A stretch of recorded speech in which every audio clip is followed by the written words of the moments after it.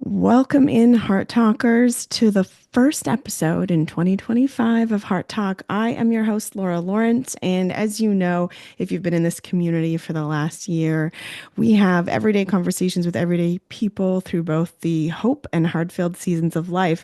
And I could not be more excited to kick off this year with an old friend that I met years ago, Lindsay Hull. Thank you for accepting the invitation to come sit heart to heart with me here on the podcast. Yeah, thank you so much for giving me the opportunity. I'm excited to talk to you today. So, I'm a big believer that we meet people at the right place at the right time in our lives when we're on the journey that we need to meet them the most. And so, you and I crossed paths years ago, maybe even almost a decade ago, I would say, Was in that similar work, that similar passion we both have with the mind body connection and consciousness work. And we both met, we were body talk practitioners, we became friends. And it's been an honor to see your journey evolve as you go deeper into, the world of mind body connection and helping people find healing and hope for maybe some of their hardest seasons of life. So let's start with a little bit about who is Lindsay. Like, tell us a little bit about, who you are, where you come from, and then we're going to dig right into it. awesome. Thanks, Laura. Yeah, it's been 10 years already since we met, and that was the start of my body talk journey and sort of my kind of mind body journey. Before that, I had been in the international business world for, close to 15 years. And due to some health issues, had a big detour and took another path, like what happens to lots of people. But yeah, it got me into this work, and I absolutely love it. I am so happy that I had that detour. It's funny when you look back and you see all those big things that happen are meant to happen. So I love being in this space now, and it's just evolved, as you said, and grown into so many other areas and other really cool stuff. And I think that this episode is very timely to start a new year off because I haven't met too many people in my life or my journey who aren't suffering with some sort of health issue or health concern at some point in their life. And the community of chronic illness, man, it's a very interesting world to work in. And I've found as a body talk practitioner, working for 8 years with my practice, is I've seen some incredible shifts in people's wellness by implementing maybe non-conventional ways of healing and tapping into that body's innate wisdom, which I don't think we learn a lot about growing up. We're just not in this world of really leaning in and learning into our own innate healing mechanisms within the body. So you spend a lot of time in the chronic illness community as a result of your own path, your own journey of becoming ill yourself. So let's start talking about that. Like, share a little bit about what that was like for you. Yeah, for sure. So as I mentioned, over the last 10 years, I've been involved in this work. It kind of started with my obsession with neuroplasticity and just the power of the mind. And I started to become fascinated with the work of Dr. Joe Dispenza. That was sort of at the start of the body talk journey as well. But over the course of the 10 years, I was reading a lot of information and following a lot of stuff online, doing his meditations. And throughout that time, I came across some community forum, and some people were posting how there were some brain retraining programs that they were working with that had completely resolved their chronic illness issues. And in that, I had seen people mention the word dysautonomia.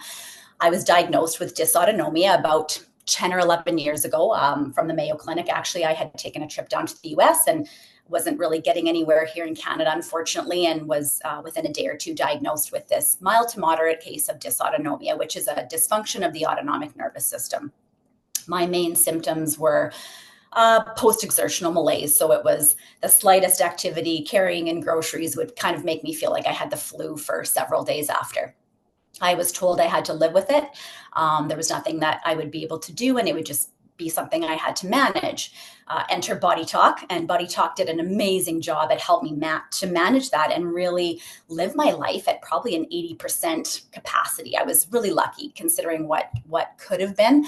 So I'm very, very thankful for that. But I never got to the place of full recovery. And I always wondered, if is that possible? It must be. Like, I've seen people talk about this before, but I still hadn't found it. So through this Dr. Joe forum, people were talking about recovering from dysautonomia. It was the first time I'd ever seen that. I thought, what do I have to lose? I'm going to try this brain training program. And long story short, within 3 to 6 months, I had all of my energy back. I could bike and run and exercise, and I hadn't been able to do that for 10 to 12 years. So it was amazing. I thought, this is really cool stuff, and I want to keep going and I want to learn more. Right at my 1 year mark of doing brain retraining, which is a big commitment. You're doing a good, 45 minutes to an hour a day, sometimes in the beginning when you're really sort of trying to get that brain back on path and form new neural pathways. I got COVID, and I wasn't that sick. I didn't have a severe case of it, kind of like a bad flu. But over the course of the next 2 to 3 weeks, my nervous system just completely shut down. I had over 35 different symptoms that popped up in just a matter of a couple of weeks, from severe insomnia, maybe sleeping 45 minutes a night, severe tachycardia. My heart rate was over 150 just resting.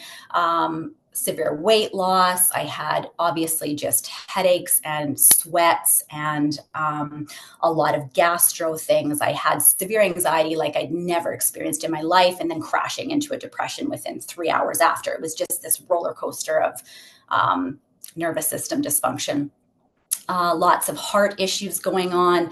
I had severe tremoring. I had several days where I couldn't walk without assistance. It was really scary, and it came on really, really fast. And I actually didn't clue in to what had happened until my husband said to me, "You were the best you've ever been in your life until you got COVID." And I thought, wow, so I went 2 months like this, really not putting the pieces together because I wasn't that sick. So I didn't think it could be a result of that. And then it clicked, and I started realizing, wow, all of the people in my brain training world had talked about long COVID and how it was a mind-body syndrome. And I kind of put it together, and I realized that this has got to be what's going on. And thank God I had all those tools, and I was already in the right place of accepting and recognizing what was happening, because many people, which I completely relate to, don't completely understand when someone says, what you're experiencing is what we call mind-body syndrome. They kind of sometimes tend to get defensive, maybe think you're saying it's all in their head, which it's not. But the brain is creating these symptoms, usually out of fear. So I'm so blessed that I had that knowledge, and I didn't go down the rabbit hole of doctoring. I have people that have my clients that sometimes doctor for 2 years, and they get worse, actually. And then they come across the mind-body world and the brain retraining, and then they're able to get back on track. But I'm so lucky that I was there. So I dove back into it, and with lots of coaching and more knowledge and tweaking a few things. Took a while. It was about a 15-month journey, but within that became completely healthy and well again, and just took another path of life of fascinating work. So it's been a blessing, actually. Wow, yeah. What a journey. And I too now know, after a decade of this work, that the mind-body connection is so incredibly powerful. We can think ourselves sick, we can think ourselves healthy, and the more that you learn, and it is a science. It's not just this voodoo kind of woo-woo, approach to wellness. The thing I think that and we've talked about this a lot, in this work, is that there is a place and a time for Western medicine and acute care. I absolutely want my doctor and an ER if I'm in an acute, emergency. When it comes to chronic illness and when it comes to dis-ease within the body that is chronic, we need to take a more holistic approach, because the nervous system is at the heart of that, nervous system dysregulation. So let's talk about, you mentioned the word neuroplasticity at the beginning. So for many of the listeners, they may not completely Yeah. understand what that is. So let's unpack that definition. Absolutely, you nailed it. You just said exactly what mind body syndrome is. So what we talk about with mind body syndrome, the real The technical word for it is TMS, which is tension myositis syndrome. We call it mind-body syndrome. And this is when your brain perceives danger where there isn't any, and when symptoms become chronic. So that's exactly what you said, Laura. It's when something has been kind of kicking around in your system for more than 3 months is usually the science behind it. If you have something that pops up and it's within a 1 to 3 month window, do your chiro, do your physio, do your Western medicine. This is not considered chronic. This is where we're wanting to help the body heal. When it kind of overlaps and goes past that 3 month mark, that's when we know that the brain is involved and there's some neural pathways that have been learned and the brain's starting to fire some false messages because it feels there's danger where there isn't any.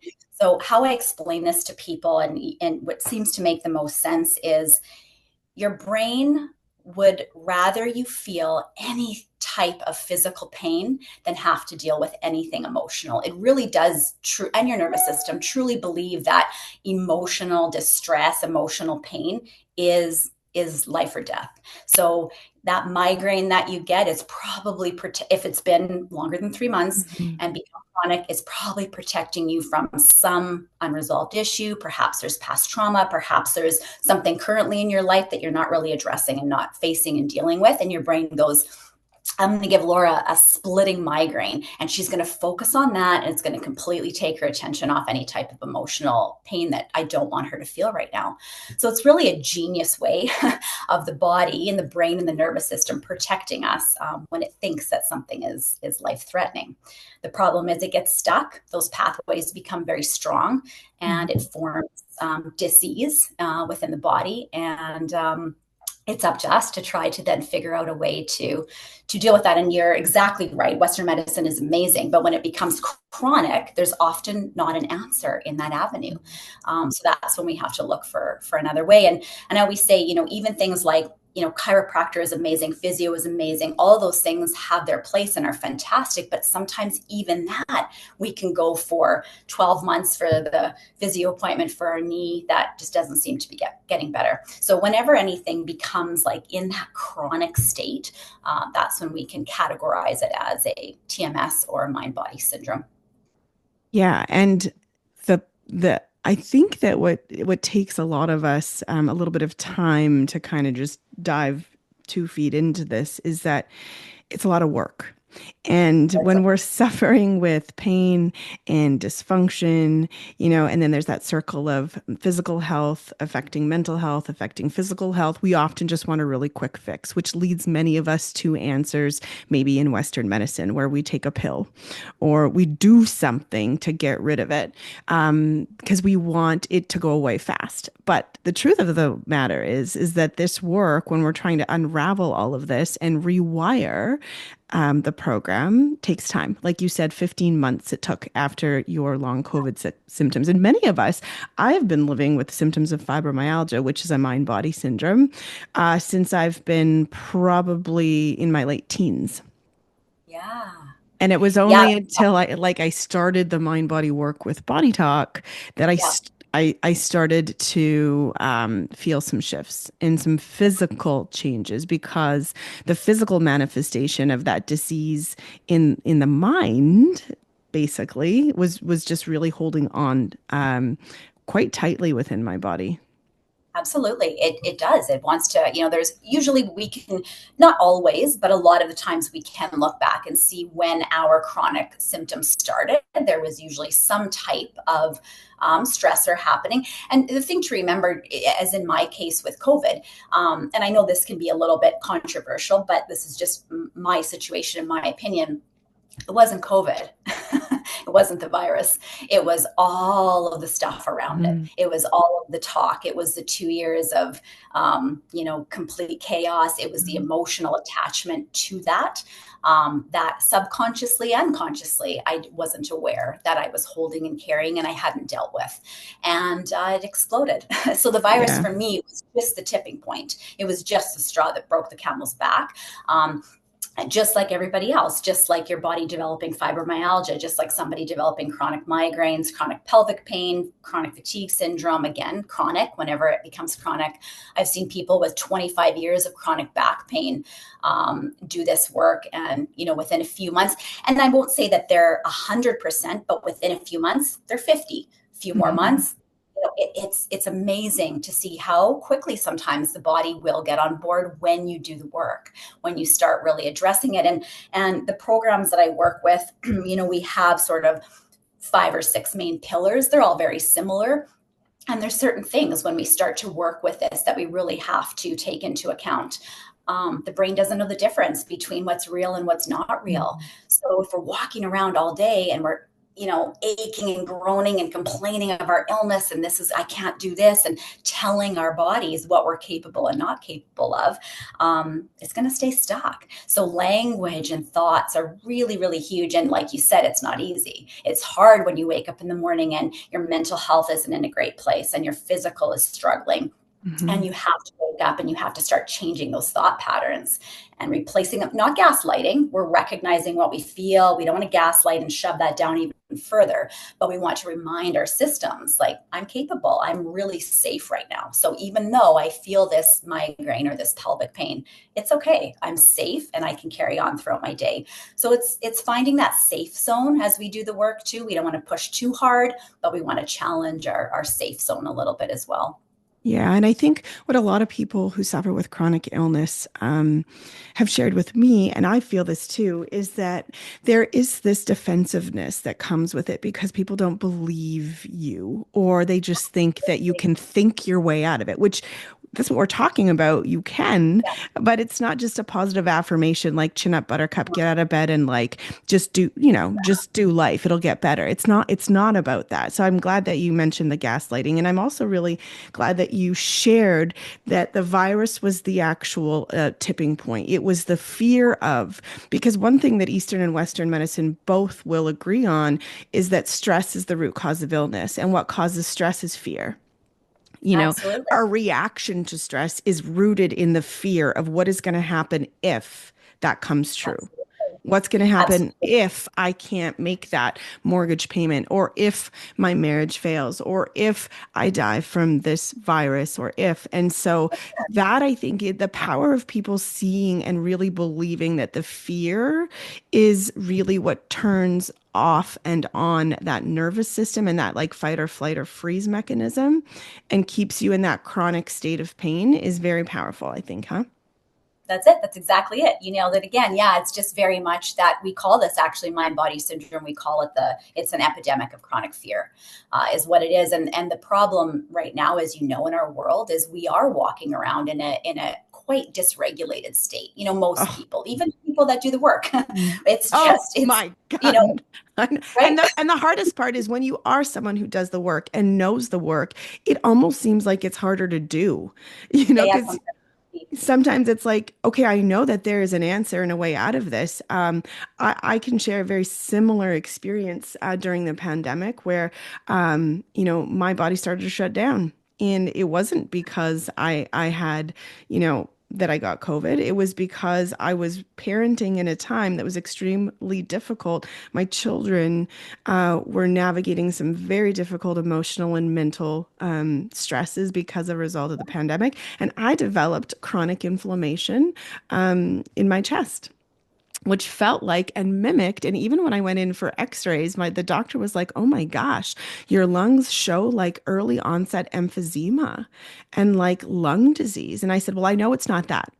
I said to him, I'll tell you, I know it's not that. I Yeah. know that I am thinking myself into these symptoms. And when I went back 3 weeks later for another x-ray and I had done some work like we're talking about, the x-rays were clear. And I know that for some of you listening, you might be like, that is nuts, Laura, but it's the truth. I was holding so much fear and grief in my lungs of things that I could not control and change for my children. And it still lingers. Now anytime I get sick, Lindsay, anytime I get like I just came through a little bit of cold flu virus, I feel it so deep in my lungs. It's like there is Well, still, there's a pathway there. Yeah, There's a there's a path pathway. kind of trodden. So if your brain, it'll go there again. Sometimes our oldest symptoms too. This one, you may see this pop up for you Hmm. um, as years go, because it will be a familiar pathway for your brain to go down. So it's really, again, no, it isn't woo-woo stuff. It's all science. It's very fascinating the way that the brain will work. Just as we can create new pathways and learn new things, for positive things and wonderful things, it can kind of go down crappy ways too. It can do both. So it's very good for you for right away staying. I mean, that was what was your fork in the road. And I see that with so many of my clients, and it's nobody's fault. It's the way that we're taught. And I feel really sorry for people, because they will go to the doctor and a lot of this long COVID stuff, and they get down a path of, we've got to check your spike protein and we've got to check this. And the fear quadruples instantly. The symptoms increase, the sensations increase. They're sicker. It just is this vicious circle. And once they stop that and they start to realize, oh, I think I am okay, it's amazing how quickly things will change. Yeah, nocebo, placebo, right? You have to be careful. The power of the words. I love It's that you talk about the pathways, that we all have a certain pathway. So mine is in my chest and my lungs, and always has been that, and also migraines and headaches. yeah, And so I think for the listeners, if you're listening to this, the first thing maybe think about is like, where's your pain? Where does it show up yeah. mostly? And consistently, because that's where the pathway then is. That's where the wiring has been. So when you start to work with people in this work and you start to look at dysregulation and neuroplasticity and getting back to a more regulated state, what's the first step? Like how do you, where do you start? Yeah. So, like I said, there's about 5 different areas that we go into through coaching, through programs, whatever path you take with that. We always look at language, absolutely 100%. We'll even go as far sometimes as we can't even say the word fibromyalgia. We're going to stop saying that word. We're going to start using it, and we're going to start calling it, we're going to use fruit. Oh, I have a migraine today. Instead of saying migraine, I feel I have an orange today. And it sounds ridiculous, but it's completely eliminating that language of being unhealthy and that language of being sick. We use that a lot. Somatic work is huge. So we want to get into the body and get out of the mind. Hmm. And I know for me in the past, that was, I think, what got me a little stuck with dysautonomia was I'm an overthinker. As many people with any type of chronic conditions, there's a TMS personality trait list: overachiever, overthinker, perfectionist, people What? pleaser. No. If you can check off a few of those, you may be struggling with something chronic. We've all got this stuff, guys. Like, this is, nobody's immune to this. This is life. It's just a matter of trying to maneuver through it and help ourselves. But yeah, somatic is huge. Get into the body. They're not, our feelings are called Mhm. feelings. They're not called thinkings. We don't go, it's not, we don't want to go in the mind. We don't need to know why and where it came from and why it's happening and what we did wrong. But we can just stop all of that. Get into the body. Where do you feel it? So a lot of somatic practices are really key for people.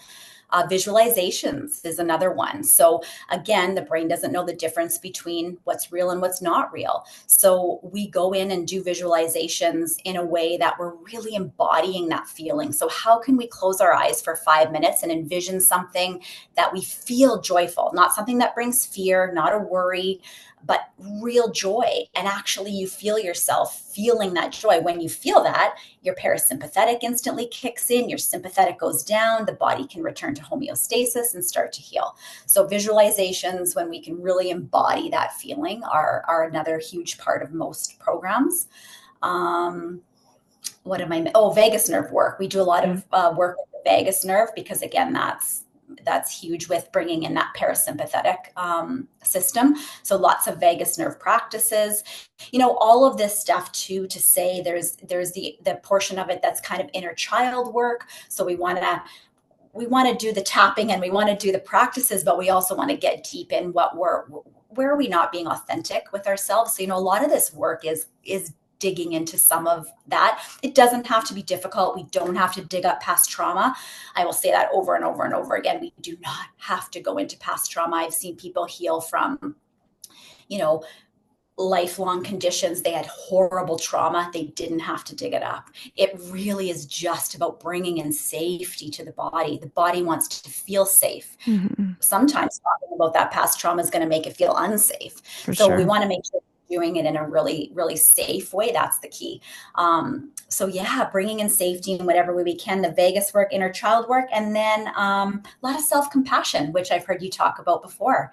It's huge. And if we have this personality trait of mind body, TMS, self-compassion is not easy for a lot of us. We're very self-critical. Hmm. What does that do? Sends danger to the body. It's the same thing. When we're constantly criticizing ourselves, our system is on high alert.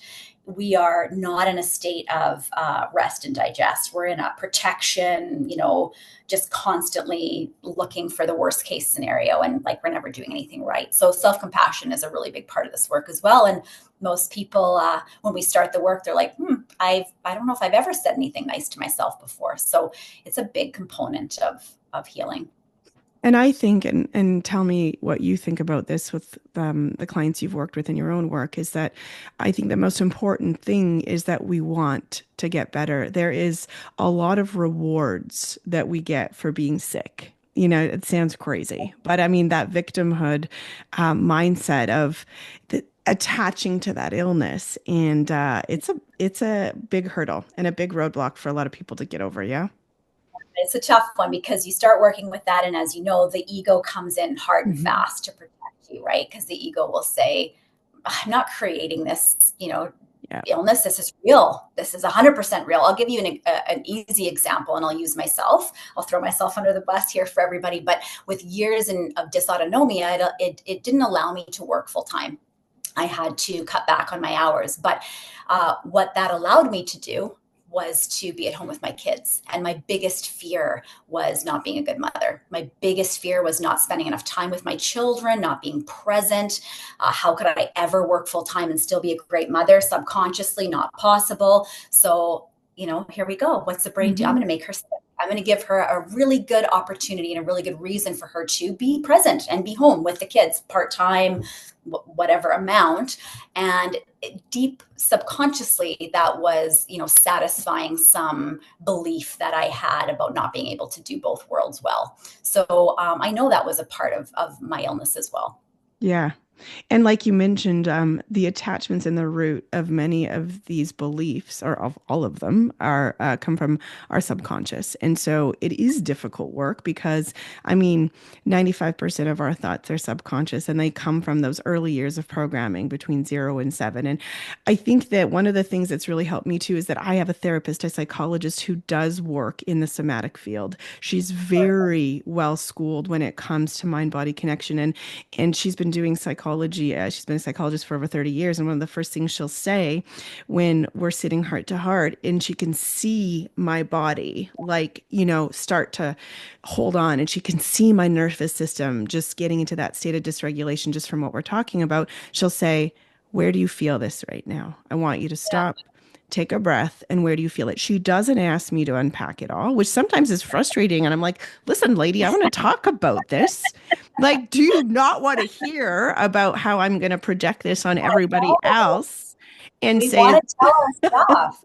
The nervous system wants to, it's dangerous. The yeah, nervous system, we scream it from the rooftops. I have to share this. And yeah, that's amazing. A good therapist will say, stop talking, go yeah. into the body. Where do you feel it? And Yeah. it is uncomfortable as hell, because for many of us, like you said, we're chronic worriers, overthinkers, problem solvers, people pleasers, high achievers. Our brain is wired to go to the next thing to keep us For distracted. sure. So For sure. sitting in quietness and stillness and feeling the feelings, like you said, it's a good place to start, and it could be hard. It can be Hard. And hard. it have to sometimes sit there, because when we sit in stillness and we actually do stop talking, it gives the body an opportunity to start to feel things. When we're constantly chatting and talking all the time, there's no room, there's no space for it to come up. So sometimes those few moments of uncomfortable silence can be amazing, because all of a Mhm. sudden that clarity will start to come and the body will start to bring stuff up. Absolutely. And, I say to everybody I meet who shares with me that they're, struggling with some sort of dis-ease within the body mind is, what's in your tool belt? What are you all attacking this with? Like what are you all bringing to the table? And so this work of neuroplasticity, nervous system regulation, this is something if someone's interested in working with you in addition to everything else that they're doing, how do they start to do that? Like how can they reach out to you? Yeah, for sure. So I'm quite active on Instagram under Soulful Surrender, and I have a website, soulfulsurrender.ca as well. And then through there, they can just book coaching calls. I also do discovery calls where sometimes people just want to hear about the different programs. So I do coaching with two separate programs as well as on my own. I find it easier to coach people and help them when they're involved in a program. It's nice to be able to guide them and help them, and they have all the tools of the program. But it's not necessary. We can also do that on our own as well. And yeah, like you said, it's another tool. So we don't have to give up anything else. It's Hmm. just let's check, some of these other areas. It's a toolbox. What I like about this work is that when you get these tools, and isn't this the goal, to be able to help ourselves? I always Hmm. heard for years people would say you have everything that you need inside of you, and I thought, what's this nonsense? I hated when I heard that, but now I see with this work, I don't need to run to a Yeah. practitioner every couple of weeks. I've got this stuff. This is the stuff that I can, if I'm feeling activated, if I feel my nervous system dysregulated, I've got it. You have to learn it initially, but then you've got it. And I don't Mm. need to run and book a session. I can actually work with this stuff and get myself back into a normal regulated state. I know what I need. I can tune in. So it really is, they're really tools for life that I just think everybody needs. Anything that we talk about pain a lot, but just for everybody that's listening to know, pain is the same as anxiety. It's the same as depression. It's the same as IBS. It's the same as migraine, pelvic pain. There's a lot of women that come with chronic UTI, interstitial cystitis. We have a lot of migraine, vestibular tinnitus, vertigo. So when we say pain, it's the same as everything else. It's all Yeah. coming from the same center of the brain. So this work can be applied to any of those things and other things that has become chronic. I think it's very worthy to remind ourselves of just what you said. This is work that's very empowering because it's giving you the tools to help yourself, not to have to book an appointment or rely on availability, or something else other than us to actually go in and do the work that we can do to help get us back into that state of regulation. And I remember one of the very first things that we learned as body talk practitioners, or I remember, was that one of our mentors said, like, the goal should be that the client no longer needs you. Yeah, I That should love be it. the goal. And I love that. I love when I've had clients that will just book in with me because they're so excited to tell me that they don't think they need to book in with me anymore. And Yeah. I love it. It's just like a celebration. It's wonderful. They've done the work. They dove in, they did the work. It was freaking hard. We always say, this work it is not easy, but it's so simple. The concepts are not complicated. It's science. We don't need to dig into a bunch of stuff. It really is just some basic stuff. But when you apply it with dedication and consistency and belief in the work, you're going to see results. The brain has absolutely no choice but to change. And yeah, I welcome those calls. I love when people phone me to say, Lindsay, I need to tell you, I've been doing this, since our last call, this has improved in this and this, and they're just on this trajectory of wellness. And it's amazing. Yeah, and I think that should be all of our goals is the trajectory of wellness. We are very much an unwell society, Absolutely. We are so unwell in so many ways. We're so Oh, no. distracted, we're so dysregulated. I mean, our digital devices 100% Yeah, are it's a the reason. It's the worst. It's the worst. And so I love starting off the new year with this episode. And I feel like I'm definitely going to have you back to dig in and to dig a little deeper and maybe talk a little bit more about some of the strategies and such. We're going to link everything in the show notes of where listeners can find you, how they can start looking deeper into. I know you mentioned Dr. Joe Dispenza. I've been following his actually. work too. Yeah, I'll give you Laura too, even just to put in the show notes. If anybody's interested and just wants to grab a book or listen to a podcast, there's also a couple of the founder of this work, Dr. John Sarno, he's got some amazing books out there. Nicole Sachs, she's a psychotherapist that has an amazing podcast, and you can search by illness.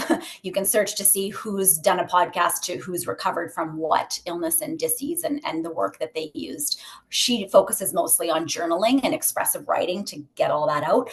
But there's a lot of amazing people out there as well. So to start some of those, we can include those as well, just to get people reading or learning how they can help themselves. I love that, giving people tools, because it's a journey and it's work, like you said, but it's well worth it. Thank you so much for sitting here Yeah, talking thank you with so me. much for having me. It It, was it great to. it gets me excited to get past my ego and start digging into doing some more work in 2025. So let's go. Sounds perfect. All right. Thanks so much, Lindsay. Thanks, Laura.